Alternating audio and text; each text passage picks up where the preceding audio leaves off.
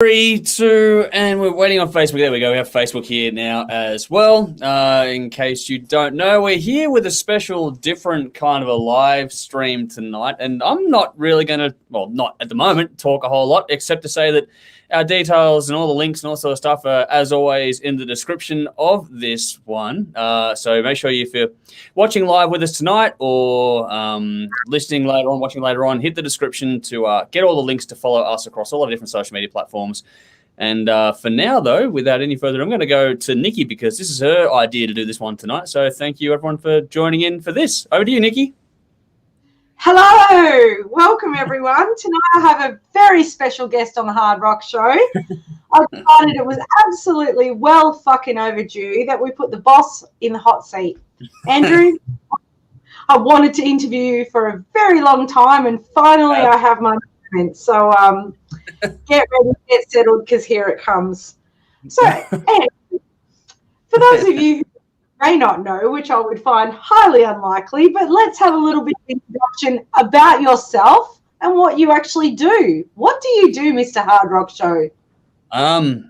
In relation to this, I do just about everything. No, with a lot of help, with a very good team and a lot of help behind the scenes, I organise for the most part what we do here. I set up the interviews these days. I used to do that.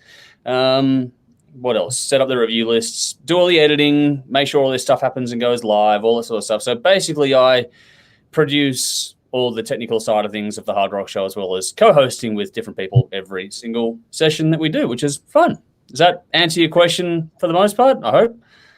Very more succinctly than I expected. That was a much quicker response than I expected.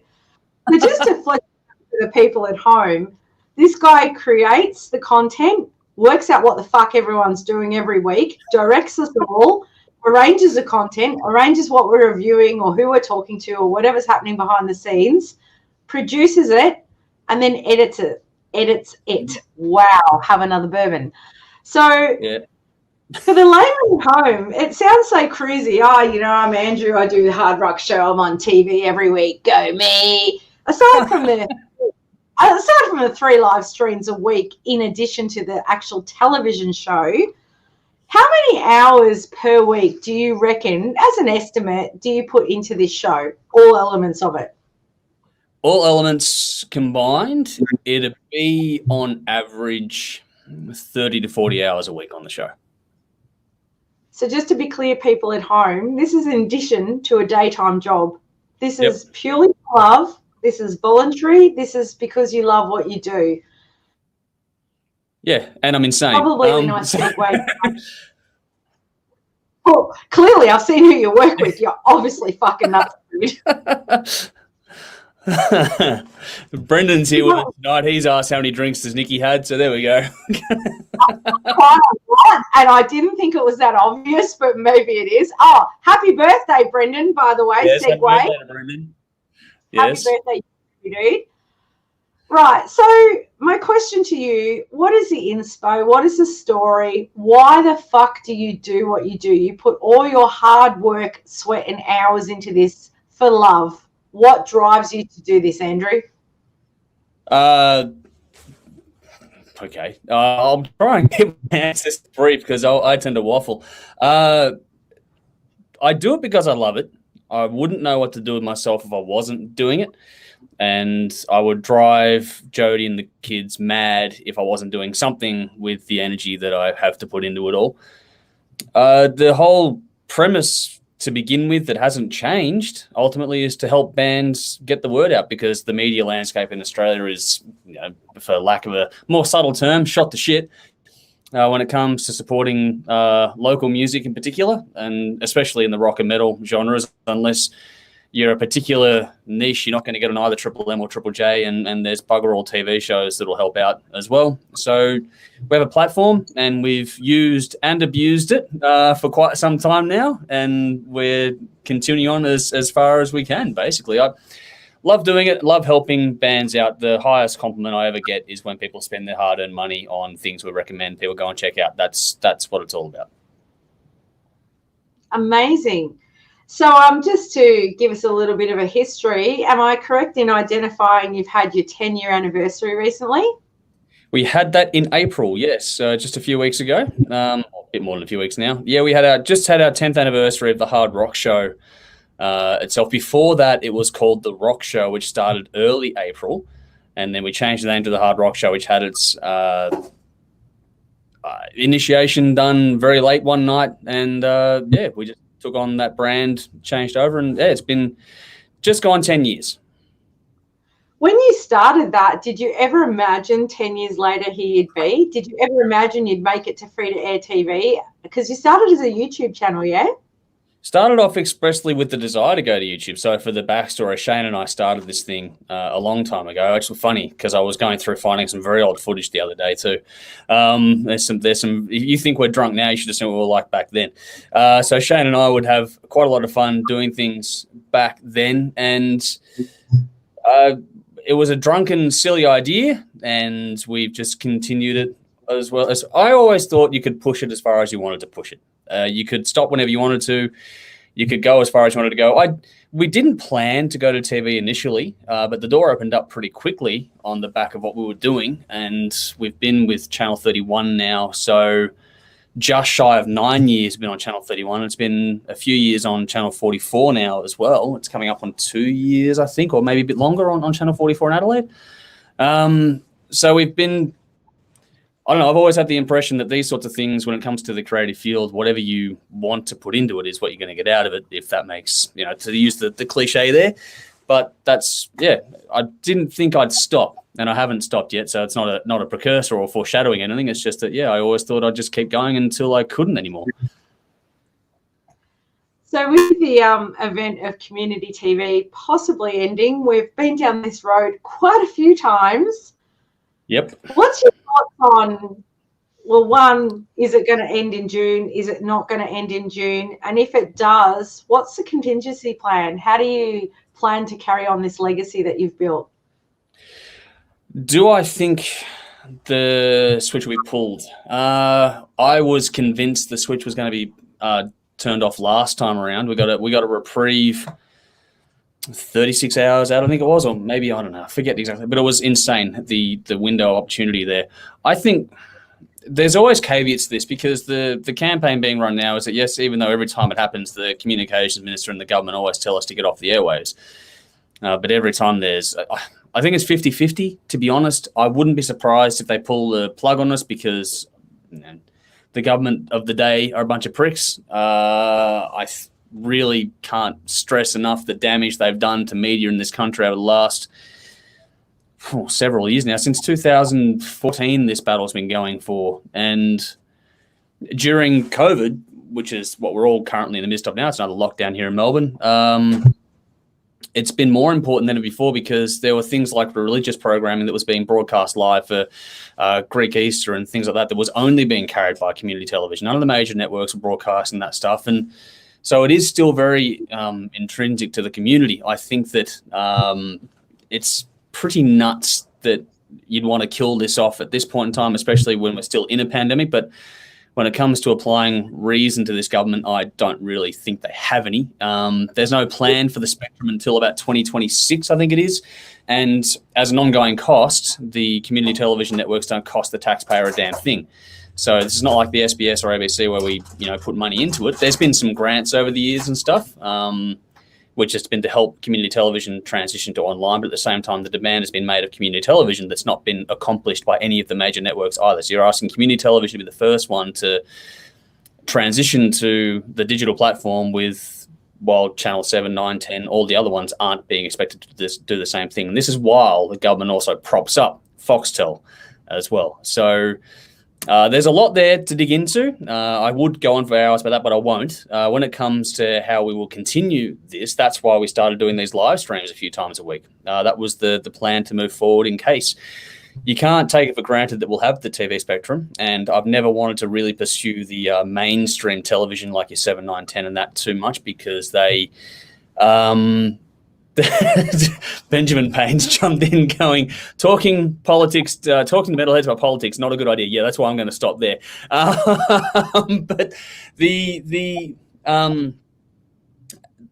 you don't take it for granted that you got television broadcast spectrum. So you got to think ahead to what's happening. People are watching more things on demand now anyway.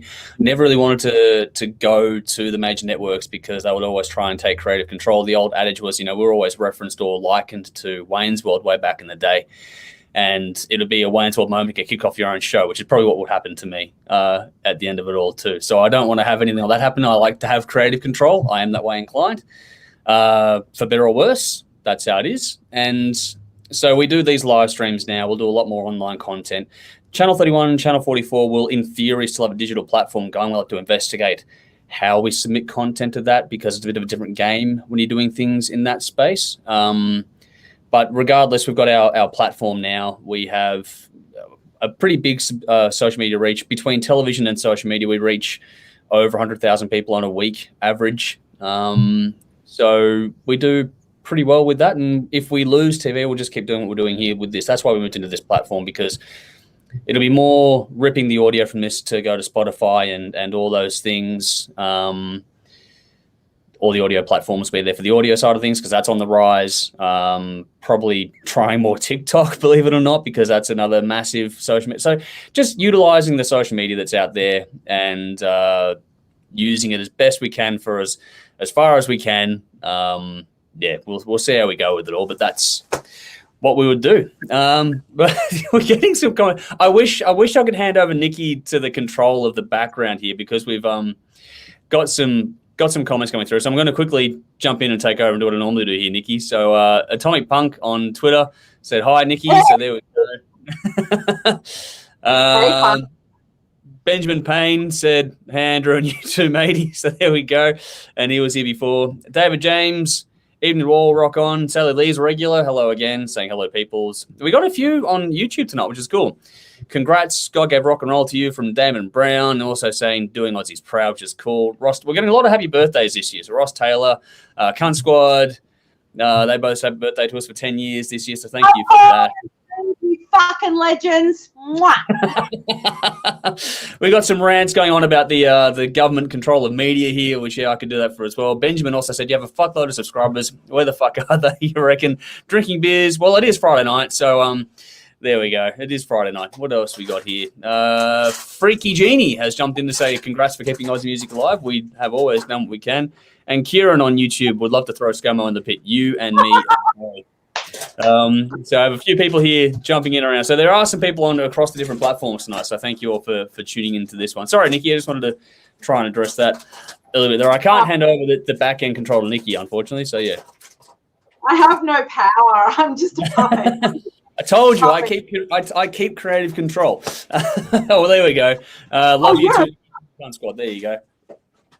You're a control freak, all right, Andrew. There's no fucking question about that. So we just quickly talked about the possible end of the free-to-air television. Obviously, we will live on in various media streams on the socials. How much does it, as an emotional roller coaster or a mental ride or a kick in the guts, every time we go up this fucking roller coaster of it's going to end, no, it's not. It's going to end. There's a reprieve. Does it just fucking drain you? Do you just get tired of it? I thought about this last time around. Yeah, it's kind of like going to a funeral only to find out they're walking the door. Do you know what I mean? It's like going to someone's funeral and they walk through the door. That's what it feels like to me whenever we go through these things. So it's an interesting one. It is a very big up and down emotion roller coaster, especially last time around because I was really convinced that was it. With that reprieve being given so late, who knows what'll happen this time around. I'm really just living in the moment with it these days to not get too caught up in the high or the low either way. It's only about managing your own expectations and balancing your own mood and mindset, if that makes any sense. Just trying to keep it nice and calm and level, not getting too over the top either way. We'll just see what happens, and either way, we focus on what we can do, which is to keep doing things like this, even if the TV isn't there. Apologies if there's a lot of noise in the background. Caesar has a plastic bottle and he's chewing to his heart's content. So that's the noise in the background for anyone that can hear that and is annoyed by it. Thank you. Your bed buddy. Thank you. How your bed buddy? Yep. Oh, so whenever we talk to a guest, we talk about the impact of COVID. And for me, I think I became an alcoholic through COVID, and largely due to taping the Hard Rock Show on a Saturday night, I feel. What has the impact been on the way you present the TV show or the socials, however you want to phrase that, Andrew? What impact has that had on you? And do you see it as a deterrent or a blessing? No, I think that this is where I might piss some people off, I don't know, but I think that if you're good enough or you want it enough, you'll find a way to make it work. I'm not saying I'm the best of all time at any given thing. There's plenty I can do better. If I had more time to spend on this, there is more I would do better than I do now. But the silver lining for what COVID brought us into was how we found out we can do these things. This platform we have right now wouldn't have happened if we hadn't have had the pandemic. We'd have been relying on the way we were doing things before, and this time around, it's been. You've always got to try and find the positive. Yeah, it took us a few weeks to get sort of settled. Once we got onto the Zoom platform and worked that all out, we started rolling with that. And once we got into that, we worked out how to stream from it. And then we went from that into using this platform now, which is StreamYard, and we just go nuts. And it's actually been really good for us because we get to do things like talk to the audience in the comments that they come through here with us, and we get to interact with people in real time. And we can film and do things now whenever we get a chance to. If something really big happens on a given day, we can all say, okay, we can all jump in at 7 o'clock tonight and do a stream, or we can sit down and do it face to face whenever we're allowed to under health restrictions. So we wouldn't have had this if it wasn't for the pandemic. So if you're not smart enough, because it takes a bit to figure it out. But I've said before that if people want to help, I want help learning this sort of stuff, I'm happy to help do that for whatever it's worth. But I think that this is an opportunity more than, and it comes down to your mindset. If you look at it as an opportunity, it becomes one. If you look at it as an absolute negative, it becomes one as well. Yes, there's downsides to it. We can't see each other like we used to do at the moment. And that changes the chemistry a bit because you've got to work, work within lags and technology, capabilities and that. But at the same time, we get to grow our audience in a different way and have real-time interaction with people, like I was saying before. So there's good and bad in it all, but I think overall it's a net positive for us because it's allowed us to explore a new way to go forward, which has probably given us the way out in case television does get the switch-off order as well. So there we go there. Sorry, I'm going to... Sally wants you to know, let her know it's a good hair day, Nikki, if you've got a sizable infusion of cash for the show. Okay, it's a question, sorry. If I got a sizable infusion of cash for the show, do I have any higher aspirations? You rock, by the way. Thanks so much for the show. Well, okay, thank you for the very kind words. What if I could... Sorry? What would you do if money was no object and you didn't have to worry about the day job and you just had cash to spare on this? What would you do differently? Is there something else you'd incorporate? Absolutely. So, for example... Sorry? I said, would I get paid? I'm fucking with you. If I had enough to go around, I'd love to give some money to other people on the show as well. Right now, I've just got to keep the lights on for myself, and that's the first one to worry about. But the main thing that I would love to be able to do is, because of our time differences with a lot of the bands across the world, it'd be much more beneficial to be able to do, even if we didn't stream them, the ability to do video interviews like this with other artists from all over the world would be really, really cool. One, it'd be great to talk to some of these people for starters. But two, if we can raise our profile even further than we already have, then that helps us with the overall core mission, which is to raise the profile of the bands that are the ones we know and love. And I've said to you before, it's important to never be too big that you can't be approached. And I would always have that as the core mantra of what we would go forward with. But I'd like to be able to piggyback off of some high profile people, which would come from the time restraints being lifted. That would be the way it would work. Yes, Golden Rebel Records there, Nikki. What was that? I was being facetious. I said a word from our sponsor, but Mark very did kindly suggest that we probably should talk to some bands on his international roster. Yes, and that's one of the things that I want to do there too. And that would be I'd love to do this platform with that, but even if I couldn't, like I was saying before, what you and I did with Alien Weaponry, we did the video, cut together interview, that sort of stuff, all those things take time. So being able to access and utilize or leverage that, because we have the opportunities to do it, it's just a matter of the time frames don't really work out for us. So that's what it comes down to. It's the whole money versus time balance. I don't have enough money to give all my time to this. So I do what I can with what I got. I try as hard as I can. It doesn't always go to plan, but we do what we can. But that's what I would do. That would be the biggest thing you'd see. You'd see a lot more of that sort of content, the interviews, and we've timed things differently now. We do things much more in the now with release week and all that sort of stuff. So that's all going well. I think that the next step in that regard will be to have those interviews be taken care of and be able to utilize that to grow our platform, which, like I said, helps our core mission of growing everything else along with it. I've got some more comments here, Nikki. Sorry. Benjamin Payne, my drummer was saying he thinks I should be your New Zealand correspondent, and he's going, he'd fucking do it.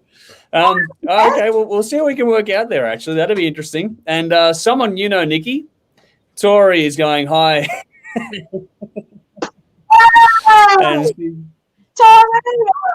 Yeah, so say hi to Tortles. Yes, hello, Tortles. I'm not sure how much she's had to drink tonight on a Friday night, but hopefully she's having a good night. Yeah, and she's gone, look at Fred, because that's Fred in the background there, who we miss dearly, but he is there. And Tora, yes, love you too. She's put a love you lots in the comments there. So I'm going to say, love you too, girl.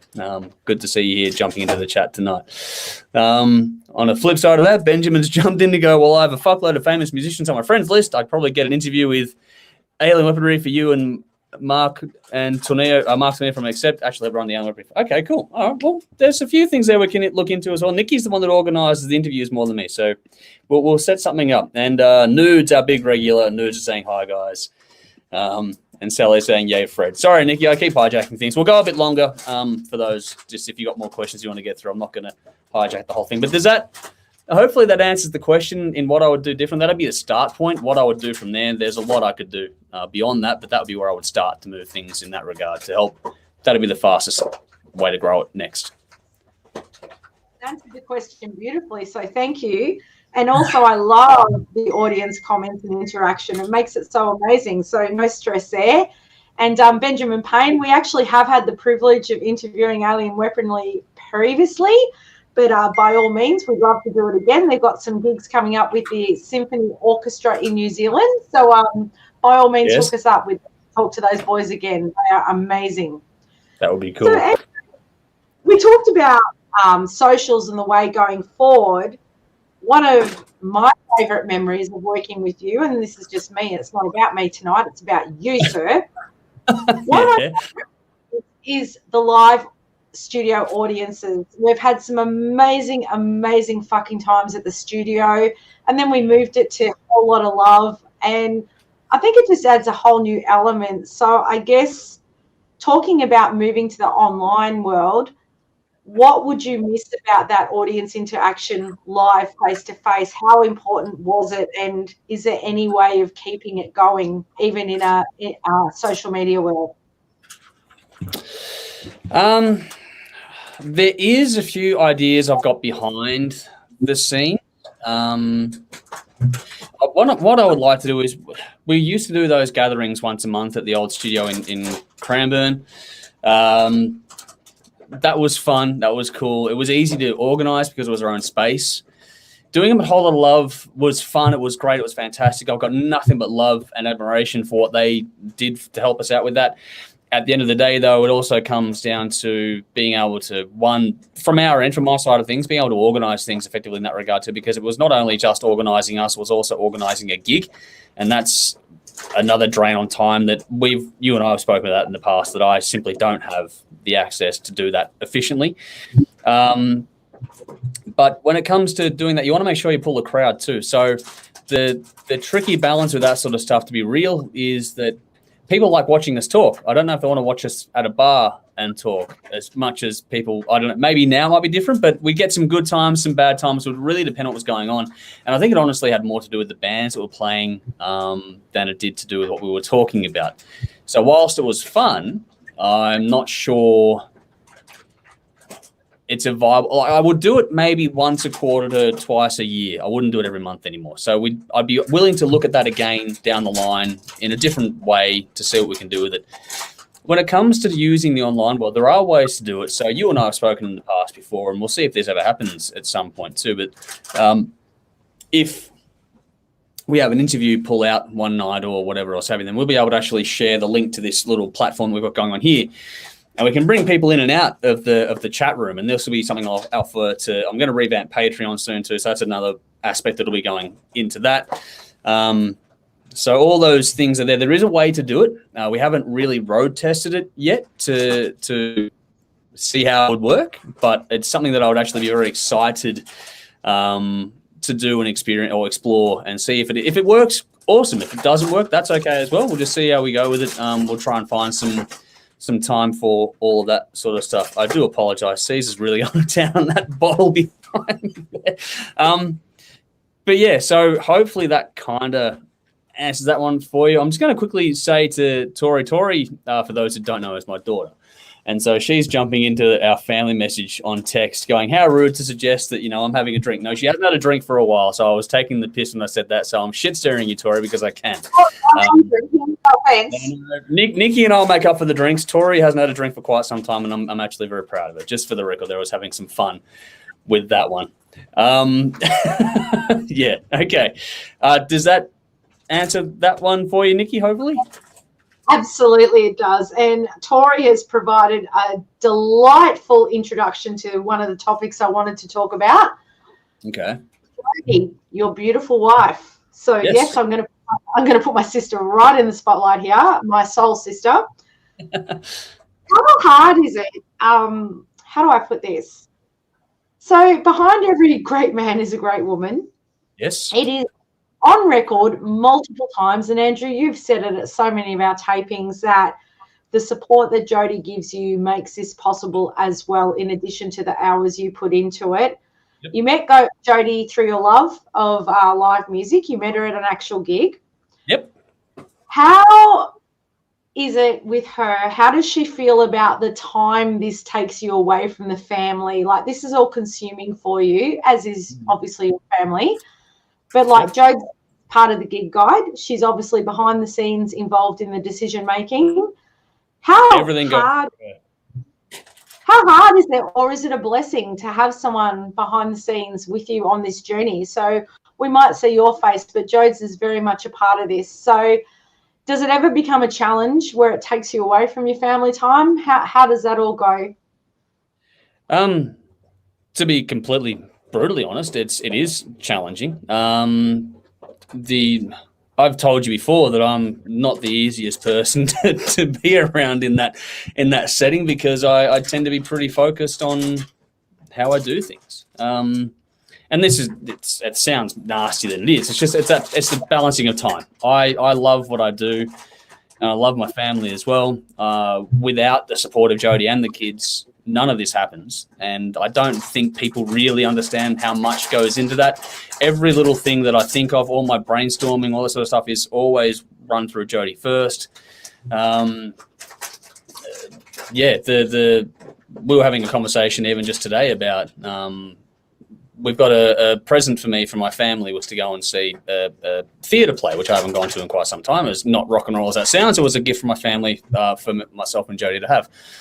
And we were talking about, okay, we have to reschedule that because it was supposed to happen this weekend, but, lockdown happened and we have to push that out. And so Jody's like, okay, well, you let me know when you're free, because it's all about what your schedule is, kind of a thing. And that's the real conversation behind the scenes. And so I have to balance or find ways to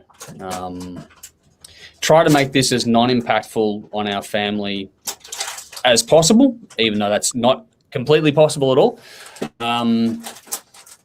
We have certain goals and aspirations like everyone else does in life. Want to get your own home and all that sort of stuff too, because we rent currently.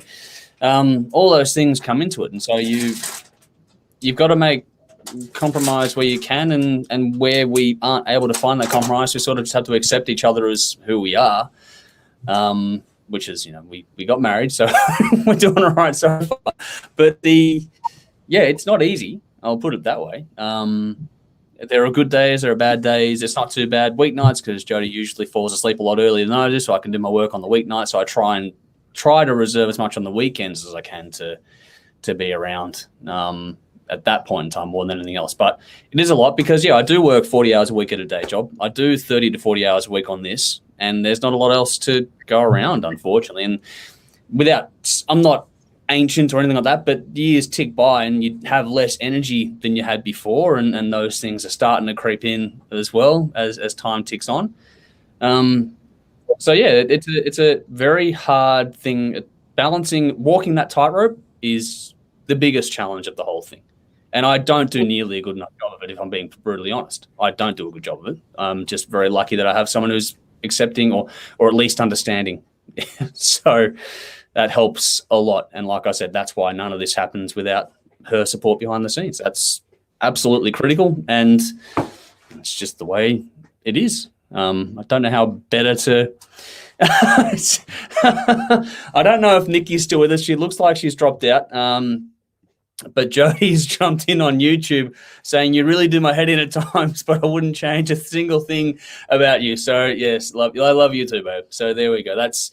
She's watching, obviously, and has caught on to that. So that's how it works. While Benjamin Payne jumps in and says, Creed, my sacrifice plays in the background. So thanks for the comment there. Sacrifices, it is a lot of sacrifice involved.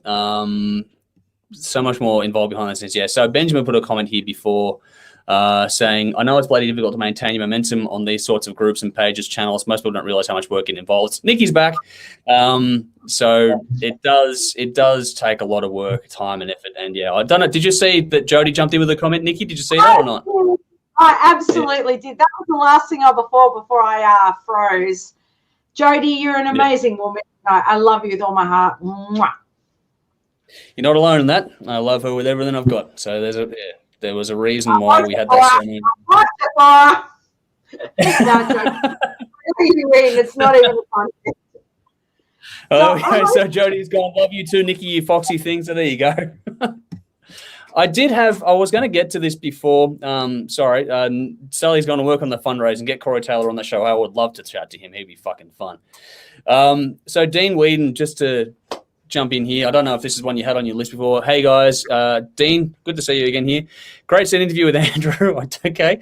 My question is, since you talk about production a lot in albums, have you ever wanted to go into the hot seat and produce up and coming bands? I think you'd be a great producer. Love everything you've done for the show for the 9 years I've been on the show, watching the show and counting. Yeah, he's been with us since the start. Rock and Volts. So Rock and Volts, yes, and here's. It was on the page earlier today too. Someone asked a question on the page about production and that too, because I do obviously talk about it a lot. The reason for that is I've been involved in... Sorry? Sorry to interject, Andrew. My apologies. It was Darren Humphreys, and it was a question I had to ask you, so it's kind of relative. He just wanted to know a little about your experience in production. So this ties in nicely. Yeah. Okay, so I've been involved in music since I was 8. In one way, shape or form. So performing, all sorts of stuff. I've done singing. I used to teach guitar, a little bit of drums, bass, keyboard, all that sort of stuff. And then, so I figured because I could do all the instrumentation and all that sort of stuff, my sister actually found a course in audio engineering, sound production, which she was going to get into. And I thought, well, fuck it, I'll get into it as well. So I've actually been... whatever you want to call it, certified, whatever, got my diploma in audio engineering, sound production a few years ago now. Was wanting to get into it more, but then fell into this more than that. And so when it came to the audio skills that I learned, that helped me to learn the video side of things because there was a crossover skill set. But yeah, I've studied audio engineering and production in depth. Only really done it in the confines of the learning environment per se. Not actually only. When we had the studio at Cranbourne, we had bands come in, and Dave from Destroy, she said, would actually perform the producing work, and I'd be there to assist and help out with that. There's a few things that I've been involved in there. Would I like to do more of it? Yes, I would. I don't think I've got the technical desk skills anymore that I would need to actually engineer the album, but getting in there to give some thoughts in that, yeah, that'd be cool, because I wouldn't trust myself on the tools per se. I haven't picked up Pro Tools in quite some time now. I was fully certified in that for a bit there, but everything moves on. I've moved into video editing more than audio editing. But yeah, it'd be a lot of fun to do that. I've had chats with a few people, and most notably Matt from Color Sound and Cicada Stone talked about, briefly about getting in there and getting my head into the game a bit and chatting to people and stuff. So it's something I'd be interested in doing. Again, that comes down to time. There's a lot of things I'd all like to do if we had more time. That's one of those things that, yes, I would definitely be interested in doing it. But for those that have have an interest in my background, yes, I've studied audio engineering, which is why I focus on it so strongly, because I genuinely love it. I used to sit there and write out in-depth notes on album production on the regular basis. So that I've just carried that skill over into this now. And that's an amazing thing. Like, we just talked about your audio production background, but as far as your video production and the editing, you're pretty much self-taught. It's like, dude, you put out a fucking TV show on air, free-to-air TV, have done for 9 years consistently. How do you teach yourself this shit? Because you are self-taught from my understanding. I'm completely self-taught on video. The only video experience I had was we briefly did some Foley work, which for those who don't know about it. So for Foley is when you add the sound effects so if someone's doing the foot stomps, you sit there with the boots on the pavement or the sand or whatever it is they're walking on. You do all those sound effects and add those things in. So, when the old, cliche thing, when the horse is running around, you get the coconut shells and do that sort of stuff. I learned how to do all that sort of stuff. And so the only video I had experience-wise editing was, in that regard, was we did some work in that, and I had to sort of shift some things around to fit the timeline a bit better. That was nowhere near as in-depth as what I've done here with learning to edit video. Self-taught completely. Started off on iMovie and then worked it out. I basically, there is crossover skill set. So learning how transitions working, which is the same thing as a crossfade and audio and stuff. So there was crossover knowledge that worked nicely for me there, which gave me at least an idea of what I was looking at, as opposed to going in completely cold. What you do after that is just basically, if I wasn't able to work it out, I'd hit YouTube, hit forums, and just sort of ask questions or just find the answer. Generally speaking, I'm like a dog with a bone. If I want to know something, I'll work it out. And that's probably that stubbornness, which is what, does Jody's head in more often than not, it's a trait in my family. Yeah. that stubbornness is what allows me to learn, because I'll keep pushing it until I get there in the end. We're getting some interesting questions coming through. I'll get I'll get some more questions from the audience in a second, but Nikki, you keep going for now. Sorry. But hopefully that answers that one for everyone out there as well.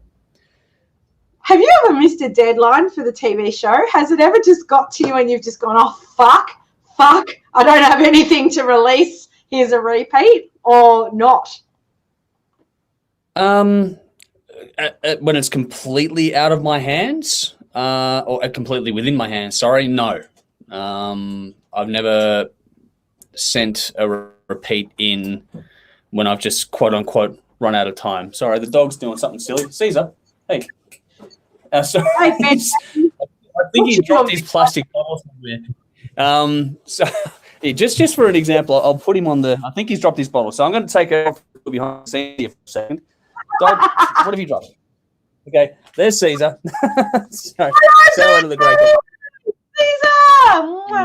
I don't know what he's trying to get into at the moment. There's a whole bunch of stuff. I've been renovating the set, so there's a whole lot of stuff here that is not in its home as yet, and so I'm trying to work all that out. But the dog's trying to chew something he's not supposed to chew, so that's why I'm taking everyone for a bit of a walk while I rearrange some things and keep him out of trouble because he has chewed on a power cord before, and I'd like to have him around a bit longer. So that's kind of important to me. So sorry, I've forgotten the question after all of that. What were you asking me? Today, I basically said, have you ever missed a deadline? And you said, no, not when it's in your control. And just some context for the people at home, 9 fucking years. Well, that's on TV. Prior to that, YouTube. how many episodes or how many hours airtime would that be that you've consistently put out content? Or do you, I've got a calculator. Do you need me to use it? Maybe. We went week in and week out. So we started on TV in 2011, and then we had. It's not quite. It's like if you wanted to break it down, really break it down, we did. So episodes on because community television seasons go a bit differently. It's 13 weeks equals one season. We're currently in season 30-something, 35, I think it is. So our 35th season. So that would equal at least 350 hours, but it'd be something closer to 400 to 450. Yeah, roughly. Well, but it's 455 hours. If you go 35 seasons by 13 weeks, it's 455. Yeah. Mathematician here. I had 407 as my initial number, so that's pretty fucking amazing. Just quietly, like that'd be also. Thank you. That'd also be thrown around by doing the 2-hour specials and that as well. So there's a bit there to, if I wanted to dig into it, but yeah, between 450 and 500 hours worth of television, roughly, there as a guesstimate. I've never sat down and actually worked it out properly. I've never had the time to do that. I should one day, but I haven't done it yet. Well, I think Nikki might have dropped out on us again. So I'm going to... Oh, she's back. Okay. Yep, you're there, sort of. Over the years, I'm here.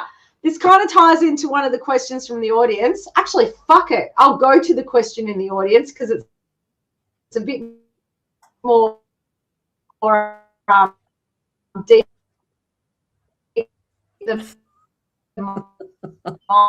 Okay.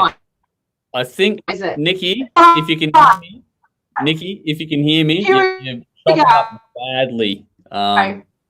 So just give me, I'll let you.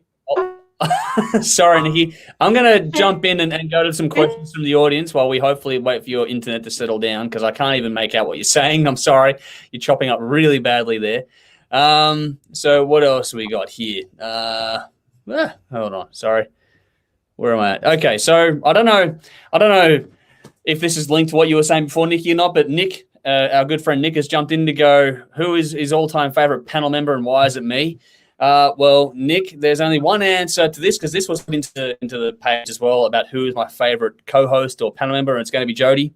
That is the only answer I'm ever going to give to that question. If I give any other answer, it will be incorrect, and I will be in the shit. I've already spoken about how hard it is to balance things. I'm not going to go put myself in a bigger hole than I've already got. Just to square that one away. Benjamin asked an interesting one here that I haven't even considered, to be honest. Would I ever possibly consider studying journalism, or am I done with uni, et cetera, et cetera? I don't think I'd go back to a course.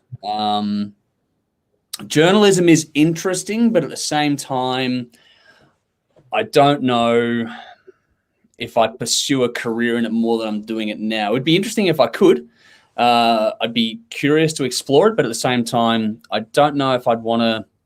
I'm not one of those people that likes to play the rat race and keep up with people and try and. I like to do things my own way, and so the independent media is more interesting to me in that regard because you're much more in control of your own destiny. Would I be interested? Yeah, I'm curious, but I don't know how far I'd pursue it, which is where that sort of might end that sort of question point there. I think you're a bit more stable now, Nikki. So what were you trying to ask before? Well, actually, Nick kind of jumped the gun. I was going to ask you a question, but let it sit for a minute. So don't immediately answer this because we just got the answer. Darren Humphreys, his question was, who has been the most favourite co-host on THRS? Well, besides Jody, clearly Jody is. But just park that for a second.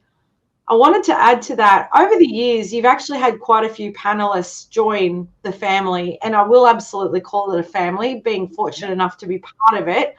So let's have a chat about some of the people that have been part of the family over the years, and what does it take for someone to actually be lucky enough to break into that family? Because I obviously know my story, but I'm sure a lot of people watching this sort of go, how the fuck do I get involved with something like that? How does that happen?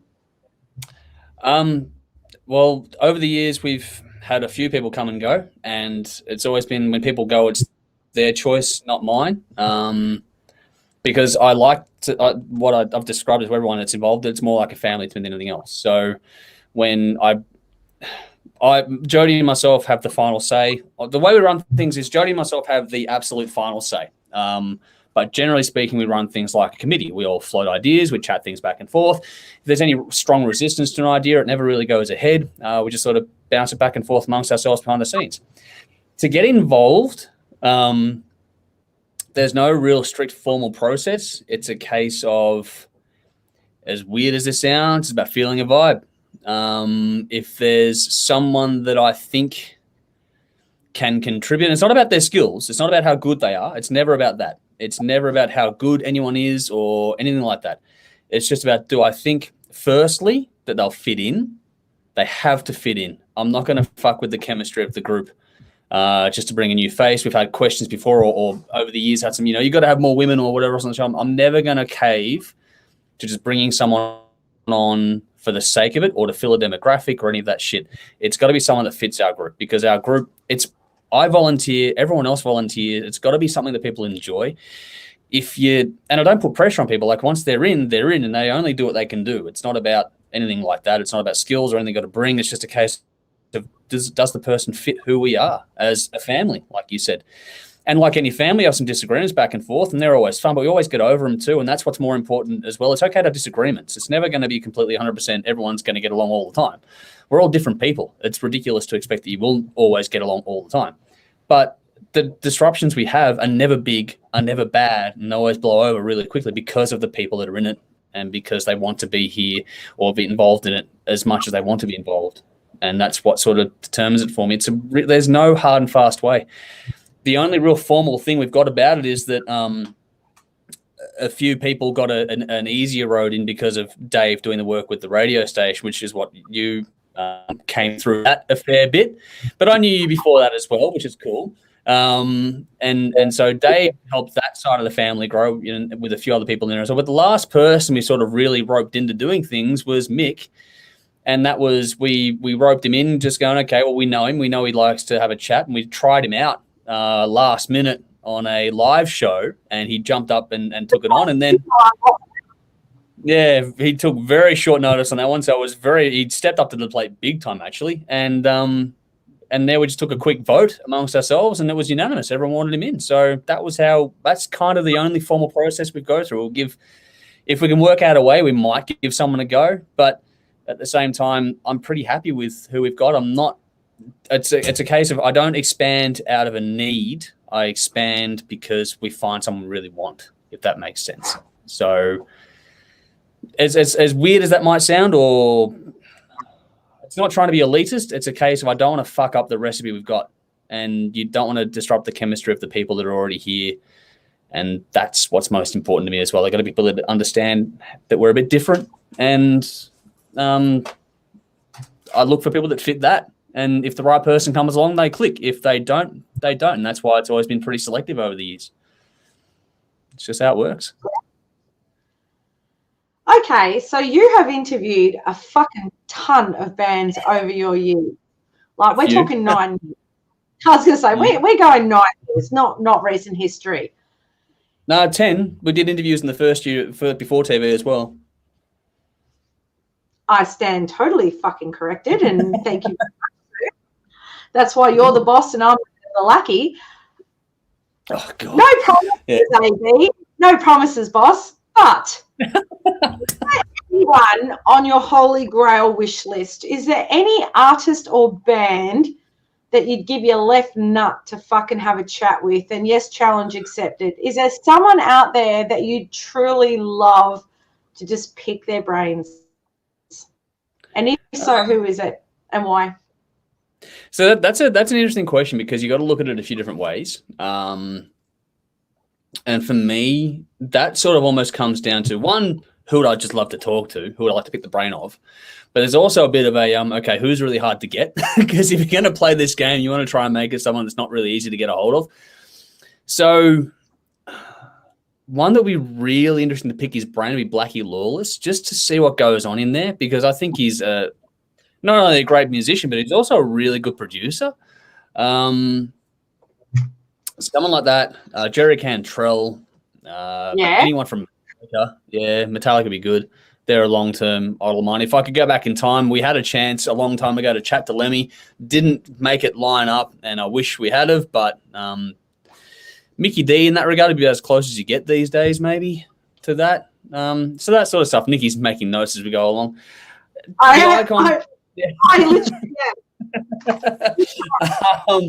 The icons are all there. But yeah, the some more obscure ones would be cool too. Like, I'd like to chat with some of the guys from Queen. That'd be cool.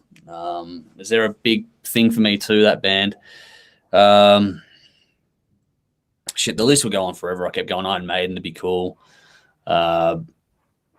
Rex from Pantera would be interesting, actually, just to see, because all the other guys get the chat. I'd like to talk to him for a bit and see where his mind goes on things too. Someone like Geezer Butler would be Geezer or drawing blanks. But the guys in bands like Deep Purple or Black Sabbath that aren't the guitarists or the singers, the drummers and the bass players, they'd be fun to talk to as well, because everyone talks about these other guys, but to get the fly on the wall stories from the guys people don't really talk to a lot, that'd be cool too. Like John, the bass player from Blackstone Cherry, recently departed the band, and when we've had a few interviews with those guys over the years, he's always been really cool to talk to. A lot of fun, really giving with his time and stuff too. So, and you get the good stories from those ones that make it a lot of fun. So those are the sorts of people I'm really curious to talk to as well. I know it's not a really hard and fast list, but there's something in that for you as well. I'm going to go to the audience for a second, Nikki, because Tim, our good friend Tim Caterson, has jumped in with a good question, actually. How do you approach reviewing a local release that you don't like? There's a few schools of thought. There's a few schools. I'm not doing it. Everyone else gets out of it. I'm the only one that does all the reviews. So people don't want to do it. This is the thing. People don't understand. No one's forced to do anything. People jump in to do things because they want to do things. I'm the only one that puts myself through the ringer to do all the reviews. So when it comes to a local release that doesn't grab me, it's a case of being as constructive as possible. And there's always something good in there. If there's going to be something that's not going to go well, I'll just turn around to the band and say, thanks, but no thanks. Here's some brief feedback for you.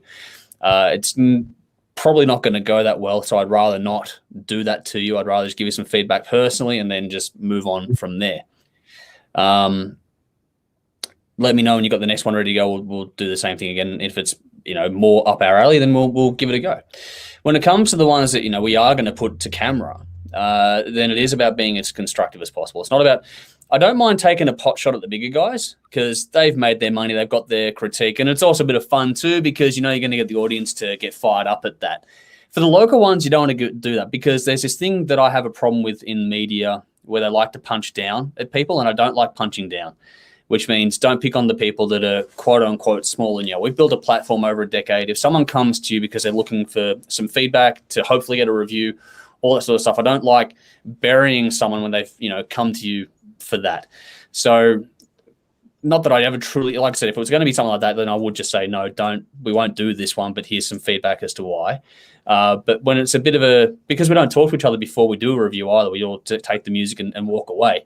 And I don't find out what anyone else is going to say about this album until we sit down to film it, which is always the interesting part as well. I've got to take a guess on, do I think that everyone's going to be okay to listen to this? They may not love it, but are they going to bury it? And I always have that in the back of my head as well. But when it comes to that sort of stuff, it's about being constructive with your feedback, trying to be as constructive as possible. Like I said, I don't mind taking a pot shot at the big ones, but the little ones, be helpful. And,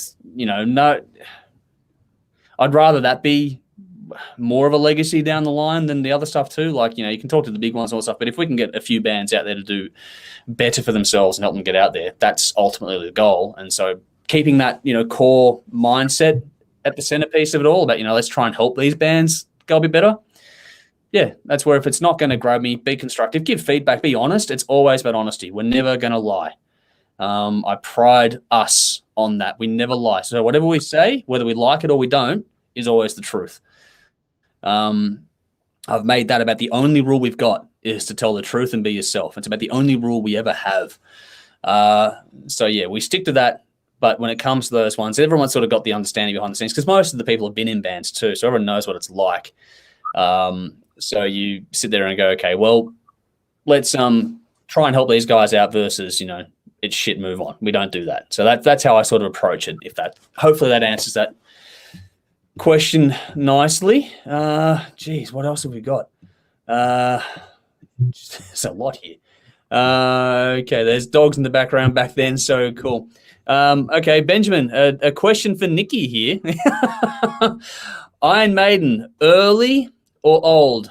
Diano or Dickinson? Which one do you go for? Nikki, is the Iron Maiden in the background there?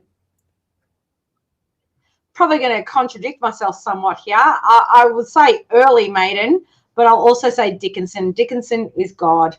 Absolutely for me. Cool. Nick jumped in before and answered the question, so COVID ruined it for me. Hopefully we're back one day soon. So it'd be good to get him back in there too.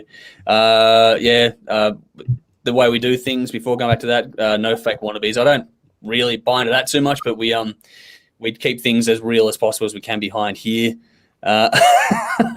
What else? Okay, Benjamin's saying, okay, connect on things. Cool. All right, cool. Sorry, I'm just going through comments here. So Helen DiMartino, our regular. Geez, what have I missed? I was fixing little Jerry Seinfeld, my cat remote-controlled Ford Shelby 350 Mustang. All right, cool. Brad's jumped in with a comment from Massive over there. So thanks for coming in. Ari, get in touch with the press. Yes. You'd be surprised how easy it would be to get 5-10 minutes from their PR. Yes, I do agree with that. It's not about their time. It's about my time, which is the sad thing about it all, unfortunately. What else have we got here? Doesn't mean I won't be hitting up. Thank you all for commenting. Sorry? You're on notice. I just said you're on notice, Brad. I'm totally hitting you up. You've been on my radar for quite a while. We've got to get him involved. What else? We've got fucking... Darren, when I was doing interviews for Sleaze Rocks, never did a review on an album I didn't like, purely because it was just one listener with an opinion. The band probably had much more fans who did like the album. That's exactly it. And I think that on the flip side too, that I've always said this as well, when you critique something and people don't like what you're saying, I take that as actually a compliment to the band. People can rip on us, and that's okay. I'm more than happy to have people rip on us. But the thing is for me that if we say something but someone else feels that passionately about what we're saying, that they have to jump up and defend their band, that's a massive credit to the band, because they've made people feel something, that loyalty to defend what they love. That's a compliment and a credit to anyone. If you've ever done that in your life, it's a great feeling. So no matter what we say, there's always people that defend it, and that's beautiful as far as I'm concerned. I'm quite happy to take the whack on the chin from those things, because I always take it as a compliment to the band doing it as well. Sally jumped in. Steve Hughes would be great for an interview. He'd be cool as well. He is one we have tried to lock down before. It's been a bit trickier. And what else we got? And Brad's gone anytime. So there we go. All right. So, Nikki, without going on, I've got time, so it's all good. But what else have you got in your little list of questions you want to go through? I say that, and it looks like she's frozen again. So... What else have we got here? Do the 5. Okay, looks like she might be coming back slowly. There we go. She's back in now. I am so fucking sorry. Thank you, Aussie. Did I hear Brad Ma say any time? Is that what I heard before I went bed? Here it Brad, is. Yes, I'm totally hitting you up. I want to talk to you so fucking bad. I know you've spoken to the guys before, but you haven't spoken to me. All right, so I think this is entertaining. I think Nikki is cutting out again. So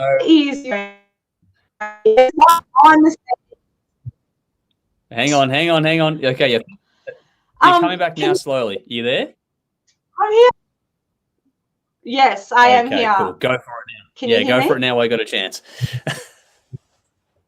Can you give me a highlight over the last 10 years of doing the show? What is the one memory, episode, band, article, thing, comment, whatever that stood out and moved you? What is the thing that you look back over your time and go, fuck, that was cool, whatever it was? That's actually surprisingly easy. Because the word you used there was moved me, and this is where we get a lot of thanks, and all those things are really nice, and I do really appreciate it. But what I love most of all, like any time that I said before, when a band gets a spike on their social or gets some money in the bank account, all that sort of stuff because of what we've said. That's a big compliment. But the biggest one for me is when it comes to impacting people's lives. So there's probably two there. One is we had the live session at the Motorhead special on the old set, and Drano was there. Now, people who do or don't know Drano, I don't know, but Drano is an absolute legend. Now, this bloke, the first time he came to see us do a live session at the old studio, he discharged himself from hospital to fucking be there. Now, that's fucking madness, but we've loved the bloke for that and everything else he's done ever since. He's one of the best people you'll ever meet. So when we were able to give him at the Motorhead tribute show, because he was there and he's the most diehard Motorhead fan you'll ever meet. I love Motorhead, but he really loves Motorhead. He knows everything about him. He's met Lemmy a bunch of times. When Lemmy passed away, that was a big thing for him. And so at a little tribute special, we were able to give him a little gift and that was really awesome. And to see the response he got from that and how it made him feel and how he's been able to come down and enjoy his time with us, that's a big thing, because that's a positive impact on someone's day-to-day life, especially someone who's going through a bit of a rough patch like he tends to do. Another one for me was, over the years, we've had some viewers that have come and gone over the time. I'm not sure what happens to them all at the end of the day, but we get some comments and messages and that here and there, and there's one that stands out, and there are things like this that happen here and there over the years, but this is one particular example, and that is that there was one woman who was having a hard day because she'd had a funeral for a close friend on that particular day. And so she shot us a message because there was a video clip she'd requested on the show weeks and weeks beforehand. So this is dumb luck that it played out the way it did. But the day she was having a really hard day because she was having a funeral for someone she genuinely loved, she comes back, watches the show, and we play the clip and give her a shout out just by accident because, the stars aligned. And the message we got from her afterward was fantastic. Now, that's the sort of stuff when, for all the other stuff we talk about and how much we want to do this and that and all the plans you've got, the bottom line is that if you can make a positive impact on someone else's life, whether it's the bands or the fans or the audience, whoever else, that's what moves me, and that's the sort of stuff that really stands out to me over the years. There's been a few occasions like that are really, they get your heartstrings, and they're the ones that I love the most. Beautiful. Funny story, Andrew. The reason why I crossed paths with you is I'd stalked the show on TV, but you used to do these gigs at Lucky 13. We did, a long time ago. Which was not far from. You did. So I was actually aware of the show, but through the Facebook page or whatever, I saw you were doing these gigs and these lineups. And at the time back then, I was managing a band. And yes, I just went, fuck it. I'm going to go. I'm going to give the CD of the band and my business card to this dude from the Hard Rock Show. And you may or may not remember this, but I was too fucking chicken shit to speak to you. I'm like, oh my God, it's a dude from the TV. Ah! I remember. I managed a band. Here's that CD. It'd be ace if you could listen. And I fucked off. I was like too scared to talk to you. Left you with my details. As it turns out, fortunately or not fortunately, because clearly I believe in this band, you liked the CD. Yep. To the point where ultimately you in the top 10 for the year, which was, we were fucking high-fiving, having parties. We were loving life. But there was a point where you had said you would review the CD with the panel at the time. And I'll say this, the panel at the time was Jimmy and Den Den. Yep. And I told the boys, oh my God, the Hard Rock Show, they're going to review our CD. This is fucking amazing. And we all shit our pants because we kind of knew you would be firm, same from Jimmy, probably firm but fair, you know, bit of yeah.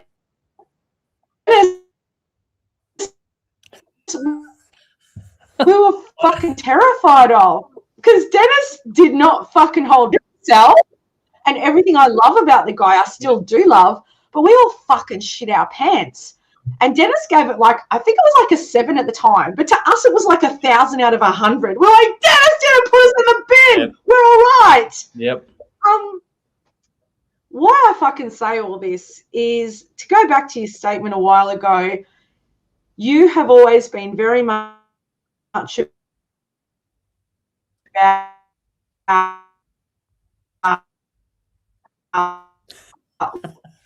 let's suppose too big or too small for us to talk to, and let's make everyone welcome experience. You really did make us welcome, and it is appreciated, even though we were fucking terrified. So I guess I just want to say to all the bands out there, it's okay to be terrified. We were.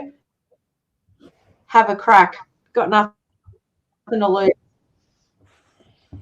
I think that, well, thanks for the kind words. Remember me nervously handing you the CD? Yeah.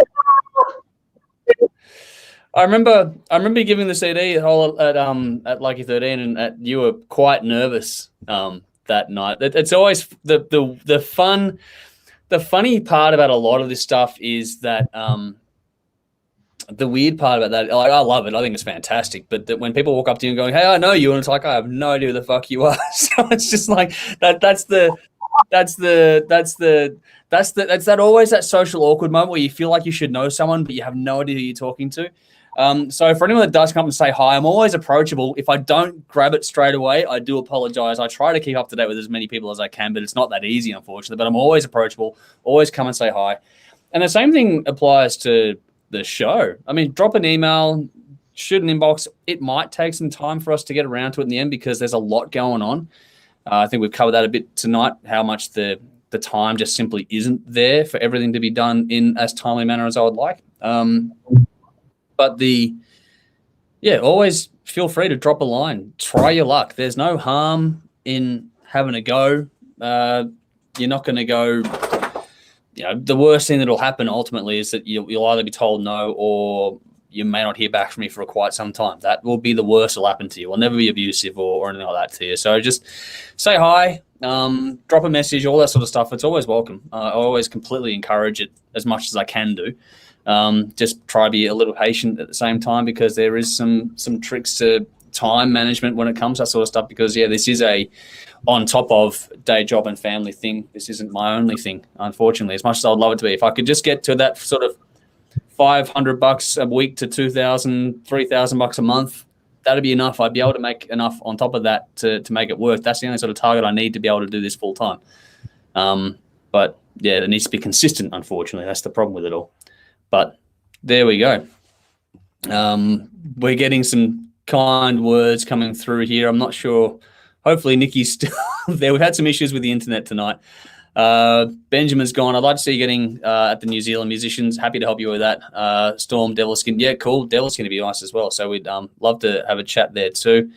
And you seem to be a good guy. Obviously, like to see friends successful. For what it's worth in that, Ben, I love seeing people be successful. This is not about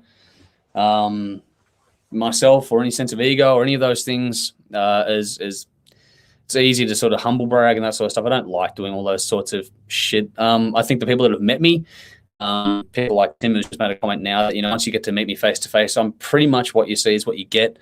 I don't really fuck around with all that sort of stuff too much. Nikki has completely dropped out, so it's just me in the audience for now. But for me, it's really about, I love seeing people be successful. I love seeing bands. I like seeing the people we work with. The people we've had on the show have done other things for other people before, and it's like, go for it. Whatever makes you successful or makes you happy, do it. And I encourage it all around. And that's my general attitude in life, if that makes any sense, to get a bit deeper for a second while I've got a platform or way for Nikki to jump back in. The thing here is that I've always lived that life of if you're happy and no one's getting hurt, then so be it. And the more that life is not a finite thing. It's not like as though someone else is taking your success away from you if they're successful. I think it's better to back yourself in and believe in your own success, your own effort, your own work ethic, and all that sort of stuff. For as much as that sounds whatever the fuck from a guy doing this sort of stuff, but that's what I think, and that's kind of how I live this sort of stuff too, if that makes any sense there. And this is a cool part too. Tim's jumped in saying, made a heap of new friends on the back of your show. Now that, to me, is the be all and end all. That's the most important aspect of all this stuff too, is that the community we build amongst ourselves here. We've got a family at the show, but the community we've built online, in person. And like I said, people do come and go over the years, but there's always a place in the hearts for them, be them people on the show or viewers and stuff over the years. Nikki's jumping back in now, so I'll bring her back into the chat in a second when she's here. But yeah, I love how people make friends with each other. That's the really, really cool part. And that's the thing that I do miss about the live events. While I bring Nikki back into the segment here, that's what I miss about the live events, is that it gave people a chance to talk face to face with each other. And hopefully when all this pandemic is said and done, I'd like to get more of those happening. Like I said, not nearly as regular as they were. It was too much of a burden on time and effort and energy. But, you know, every quarter, every 6 months, it'd be cool to get a bunch of people to get together and talk face to face with each other and build that community. Because, you know, if we're a conduit for that, then that's awesome. That's what I love to do. What else have we got here? Benjamin's gone, sweetheart, I do try my best. Thank you. Sally has said, very warm vibes, so approachable legend. It's okay to toot your own horn out loud. Everyone can see this. Okay, I'll try my best not to be over the top at all. Helen's gone, you're a humble bastard. Take the comments before they dry up. I enjoy them. Don't get me wrong, but I've always had a bit of an issue with taking that sort of stuff on board too. That's just my personal quirk in life. I've never liked, Nikki will attest to this, I never like compliments per se. I just sort of go, okay, yep, that's nice, and then move on to someone else.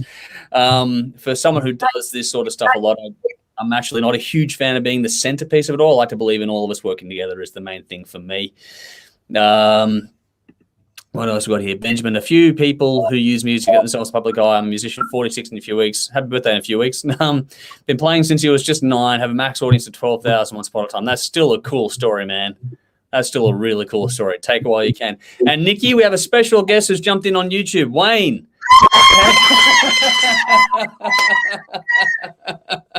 Wayne's jumped in now. For those who don't know, Wayne is a huge part of what we do here behind the scenes. You don't see or hear much from him. He's got a lot going on his plate, but he's integral to who we are behind the scenes. He has helped us out so much over the years. He is one of the best people. God. So Wayne is saying hello to us. So it's good to have you here, mate. I hope you've enjoyed watching this one tonight.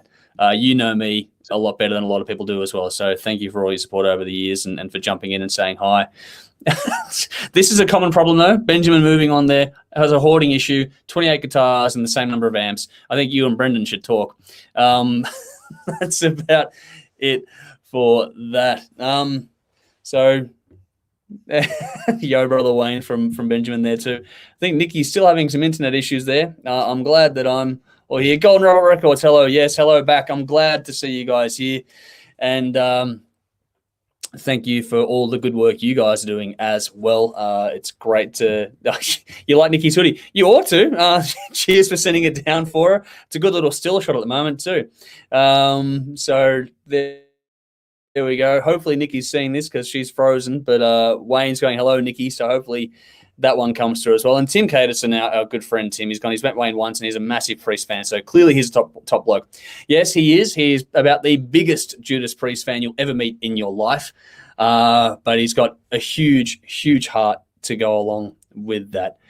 I don't need to ask her there. She actually loves the stuff that she got from you guys. She sent the photo of the parcel she got as soon as it arrived in the mail. Didn't you, Nikki? I certainly did. Mark, Andrew, the internet. It's horrendous. Right. But I love my Golden Robot Records merch, my Golden Robot Records merch. It is fucking epic. I seriously did love it. It's amazing. It's amazing. That's all you need to know right now. And it's good for tonight because it's going to get down to like 4 degrees tonight too. So it's good you got the jumper and the beanie there.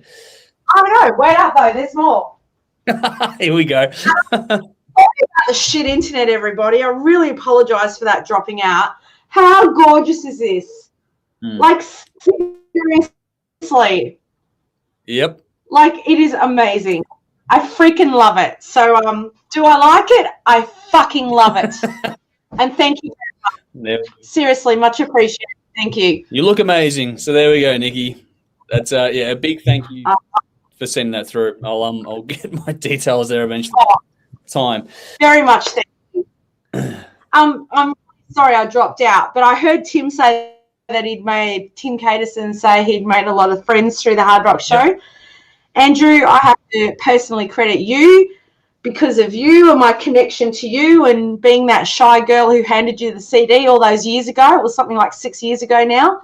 About that. I've met some of my friends in life because of you. I mean, in life. I'm talking about you. I'm talking about your wife, Jody. I'm talking about Wayne. I'm talking about Sonia and Mick. Brendan. My dearest, closest, truest friends in the universe because of you. And I cannot thank you enough for the light you've brought into my life. And I really thank you. And I'm sure all the viewers of your show, thank you. I'm sure all the bands that you've given a voice to, thank you. And I really hope that some of us in the crew thank you as well. I'm sure they would. I do appreciate the kind words. I really, really do. It's nice to have an impact. I think that that's what it's all about, because music is just your emotions, put into tangible form.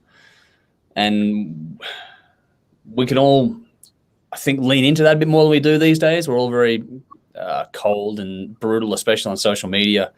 I think that the more we get away from that and actually just learn to communicate properly and effectively again, and using music as a medium to do that is really cool. And for me, it's more about, if not that it's going to, but if it all ended tomorrow, knowing that we've had a positive impact on people's lives to date is, worth all the time, effort, and all those sorts of things that have gone into it. That's what it's ultimately all about for mine. So yeah, thank you for the kind words. I'm glad we've been able to impact your life directly and anyone else's that we've been able to do something for, even if it's just to make you smile on a otherwise shit day. Like that's what it's all about. That's what I really enjoy the most about it all. So there you go, for whatever that's worth. Told you I'm not good at that shit. I'm not done with questions, so fuck it. I'm not on a timeline if you're not, because I actually still have more questions. The bin. What was this thing? Surprise? Yes, the bin. I'm to channel my inner Jimmy Benzino there. I am no Jimmy Benzino, and I'll never fucking pretend to be. Hey, what are the highlights of being on the panel with Jimmy? Just a side note, it's about me for a second, Andrew. I fucking used to love being on the panel with Jimmy. Yep. Because pretty much 99.9% of the time, we would give the same album the same score. It was actually fucking uncanny. We wouldn't look at each other's notes. He'd go first, I'd go first. It wouldn't matter. Is it a 9 or an 8 or a 6 or a 5? Whatever it fucking was, it's incredible how in sync we generally were. Except for fucking night play. Anywho's, not about that. When I think the bin, I think Jim. The bin. Does it surprise you how much of a life the fucking bin got? It's got its own Facebook page, for fuck's sake. Does it surprise you? This is something that everyone has just fucking grabbed and run with. Oh, I think I'm trying to remember the origins of this fucking thing now. It was and we're also on Artwork too. Is that correct? We're on Artwork #2 for the bin.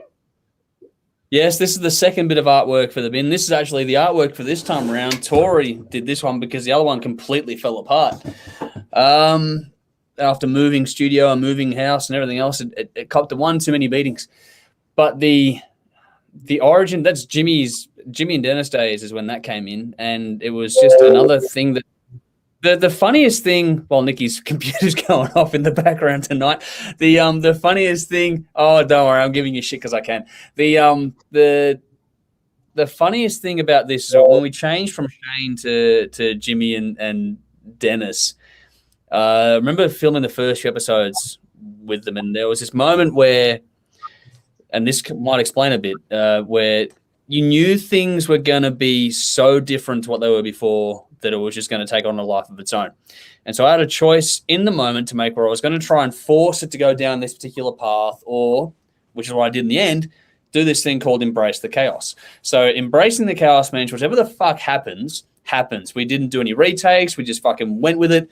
Whatever the fuck came out of what we were doing was what came out. And that's been the best thing we've ever done. And things like the bin were one of those crazy random ideas that just came out of nowhere, and we just started running with it. It's been that sort of stuff, that organic approach, and just being ourselves and not really caring to, like, we take what we do seriously, we care about what we do, but we don't take ourselves seriously. So whatever people think of us is whatever people think of us.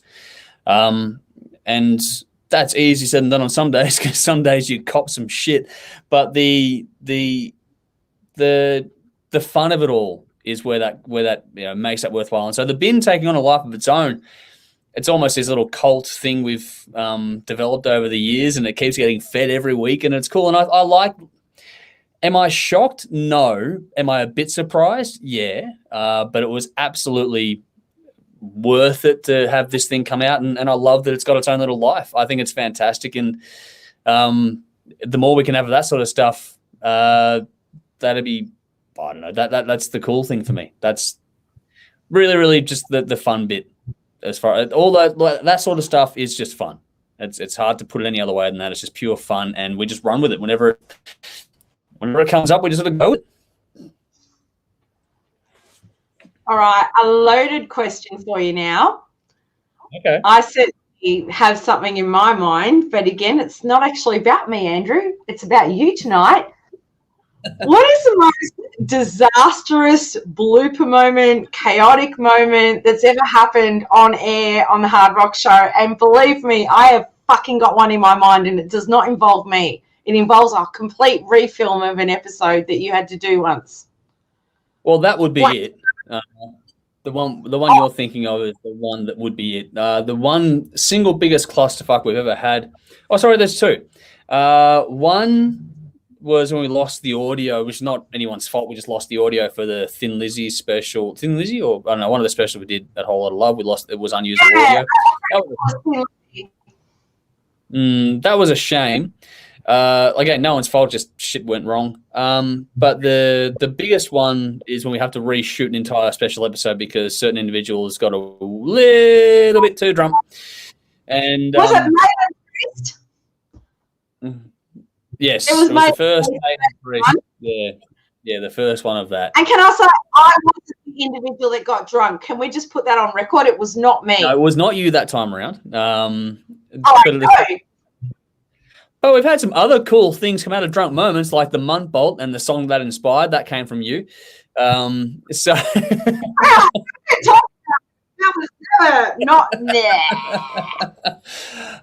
no, we've had a lot of good times over the years, but that was a huge one because it was. I will release it one day, but because we were strictly focused on TV more than anything else at that point in time, it wasn't really. I couldn't put it to air on television. So I had to go and reshoot that one, which was fun as well. It was a lot of fun, but yeah, I couldn't utilize it because I got maybe one or two reviews out of it, and then it was just useless after that for TV kind of content. We get away with a lot, and I thank community television for their support, but yeah, there was no way that was getting through. So that was probably the when you want to get into logistics, yeah, that was the one that's sort of like fuck. But it's there's some gold in that content though. But the first Kiss special too, that was close because fuck, people got loaded that night, and yeah, we had a lot of fun filming that one too. No, that was with the makeup on. Like that was the cool thing about that. We should do that more for the specials to get more dressed up and all sort of stuff. Have some fun with those again. The first time I was ever on air, Jimmy interviewed me that night. Yep. I was just a little shy fan, and I brought all my Kiss nerd merch in. And Jimmy was the one that went, let's talk to this nerd. She's got some shit. And I was like too scared to talk to you. I'm like, I changed. But went on to interview your daughter as well. Yeah. Mm-hmm. But you shut me up now, Andrew. Holy bat balls. It's all good. A lot of fun. We've had a lot of fun over the years, which is, I look forward to more, to be honest. There's always going to be something that comes up and there's a lot more fun. So the next thing will be around the corner. We'll randomly find something that'll take off and have its own life. And, and yeah, here we go. Sally's gone. I remember those glam red jeans for the hair metal show. Yep, that was a thing. I've got that outfit kicking around. That was fucking painful, actually. And the... buy your outfit. Jimmy was like, I want those jeans, I want that shirt, I want that bandana. Do you remember that outfit you were wearing? Jimmy was like, I need that, and that. Yeah, he wanted to take it all by the end of the night. He wanted the whole lot. If it wasn't actually on me, you'd have walked off with it all. So Benjamin, it's Nikki. He's asking how to spell your name, and it's Nikki. So look for that one. That's Poddes. Anyway, moving right along. Nikki. Andrew, serious question. Waiting. I'm just going to put my Ray Martin visual on here. Yep. So, Andrew, the culmination of 9 years of live television, absolutely well deserved. How does it feel and what does it mean to you to be nominated for Best Music Program at the Antenna Awards this year? And congratulations, sir, on such a fine feat. Thank you. There's a whole backstory to this that will eventually see the light of day. I won't do it now, but there's a huge backstory to this. Long story short, every Antenna Award that's been since we've been on community television, you've got to nominate yourself or have someone do it for you, kind of thing. But it's usually you nominate yourself. So it's like any other awards thing. This is what they don't tell you about awards is that you got to basically put your hand up and submit an entry and go through a process. We've done that every single time we've been able to since we've been on community television. So I think this is our 4th shot at it. And not going to lie, the last time around, we were a bit sort of like, oh, what's the point? Because we nominated or tried to get nominated. We put ourselves in the ring, but then a 6-minute short film took one of the nominations for Best Community Television. And this is not a slight on community television at all, nor the people that submitted. It's like, do your thing. It's all great. But what we took away from that was that clearly we're not what they're looking for. And that's okay. I was actually at peace with that. And so this time around, we put it in, not really expecting a lot. Just thought, okay, we'll bugger it. We'll have a shot and see how we go. To be honest, I put the least amount of work into a nomination ever and all that sort of stuff. So I just grabbed our latest episode, did the form. It's what I needed to do. Didn't put a lot of thought into it. Just went, okay, bang, here we go. We'll put it in. It's a token gesture just to be a part of it all, and we'll have some fun and see what happens. And this is the year with COVID impact and all that sort of stuff going on that we get nominated. And I am stoked without lying. Like, I don't do it for awards. I think I've been pretty clear on all that sort of stuff. I never have done it for awards or any of that sort of stuff. But it's nice. It's nice to get a little bit of recognition for where we are, who we are. It's been funny over the last little bit seeing some comments and that from other community television shows as well. Just that we're basically an institution now on Channel 31 in particular, because we've been there for coming up on nearly 9 years, getting toward 10 years if everything goes to plan. So I've been on TV for a while, and so now I very rarely step back from the bubble a bit and go, okay, people really, whatever they value what we do in some way, shape, or form, and it's nice to have not only we feel it's valuable, but have outside recognition from people you don't know, to I don't know, it's a weird one, but yeah, very very. It was surreal to get it. I'm expecting completely not to win, which is fine. I'm going to put that on the record. I did not expect to win, to the point where we were talking about it behind the scenes before filming or streaming one night, and we were talking about, the Antenna Awards coming up and stuff. I'm not going to go with a speech. And Brendan's piped in and going, you should have some notes just in case. I've gone, really? You think so? I've gone, just in case. Be, at least a little prepared. You never know. And I'm like, we're not going to win, so what's the point? So I'm really adamantly convinced we're not going to win.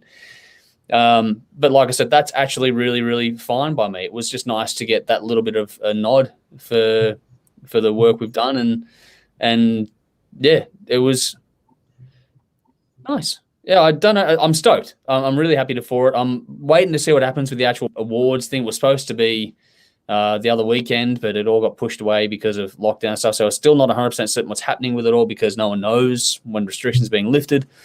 But hopefully between now and the end of June, it'll be done, and we'll see how we go. But I'm looking forward just to being a part of it all and having some fun with it, and we'll see what happens on the night. But for now, it was just nice to get that notification that pops up saying you tagged in a post, and you look at what it is, and then here you go, and it's like, oh fuck, yeah, that was my initial response. I took a screenshot, sent it to Jody first, and then sent it to all you guys in our chat going, you're fucking kidding, right? We got nominated. So I didn't expect it. It was a very, very nice surprise. I'm loving it. It's a good little feather in the cap. We can use that one a bit more as well when it comes down to, you have your little marketing shit going on. There's things we can do with it, but at the same time, it's just nice to have that little feather in the cap that you can sort of, hang your hat on that a little bit and go, okay, we did something. There's some recognition there, which you can put that on the record, which is cool. That means we've made a mark. Oh, we know we made a mark, but it's nice to have other people recognize that you made a mark, if that makes sense.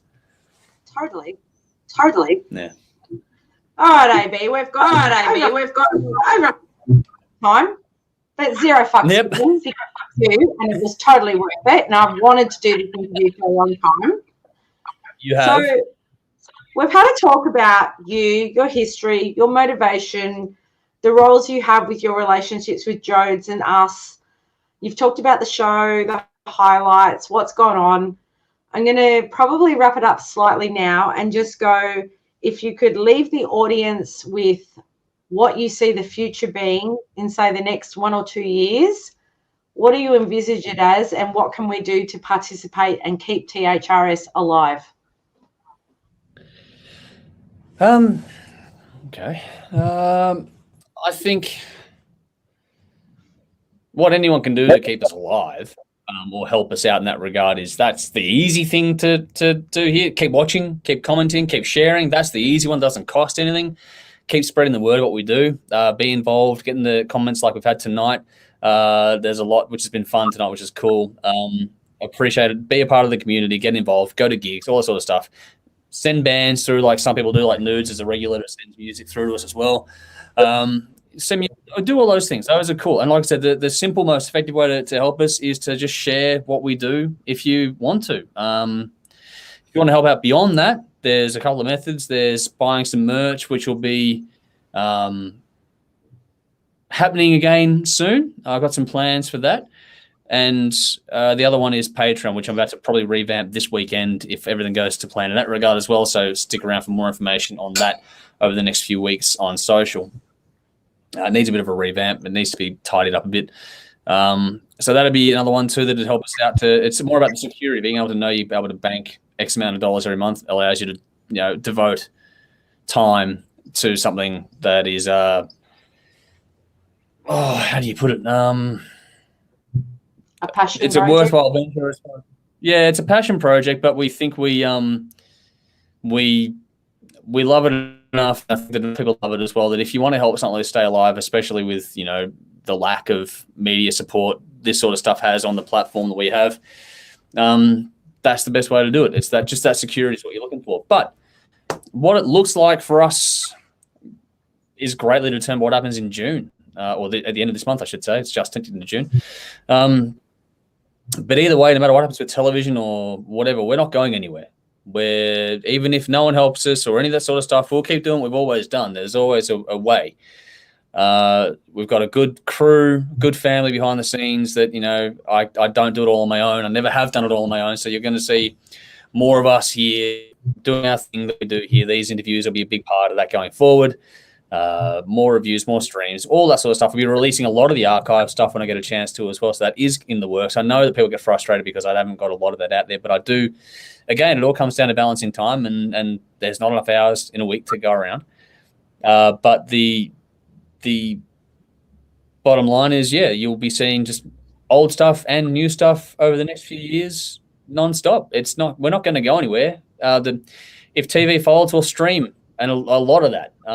If TV doesn't fold, you'll keep seeing us on your TV screens, and hopefully we'll be able to grow our audience even further through that too. We're lucky to be in the position we're in, that we built a profile while we have the support of television to do so. So we'll keep using it and keep putting the word out there for as long as we can. Not just the next couple of years, but for as long as we can. We'll just keep doing it all. Until can't no more, but I don't know when that is. I don't see that anytime soon, but who knows what happens around the corner. Nothing is a given on any given day. So take what you can while you can. And on that note, AB, I would like to say thank you for being my friend. Thank you for letting me be part of your family and your show. And thank you for being you and all you do for the Australian music scene. You are truly fucking incredible, and I appreciate you. I respect you.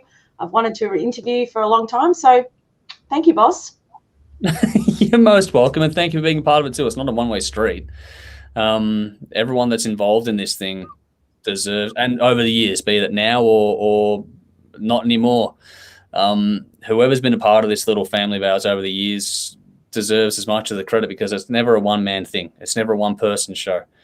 I do a grunt of work, yeah, cool, but it's so much more boring when it's one person. So, I love having you along for the ride. I love having everyone we've got along for the ride, and I'm glad that, it's the little things, like we had the birthday party recently and Dave bringing his kids over and that sort of stuff. Like, those are the things that from the purely personal joy kind of thing with what we've built ourselves internally behind the scenes. People will never fully understand because they're not in that little closed circle. But what we have as a group is special, and I love it. And I love our family, and I love everything we do. So I look forward to much more. And I thank you for being a part of it all as well, and for taking the time to do this one with me tonight. You've wanted to do this for a while, so hopefully it's lived up to what you wanted to do. Hopefully it's what you wanted. I don't know. Thank you for finally succumbing. I've been nagging for a while, so it was good to get it out.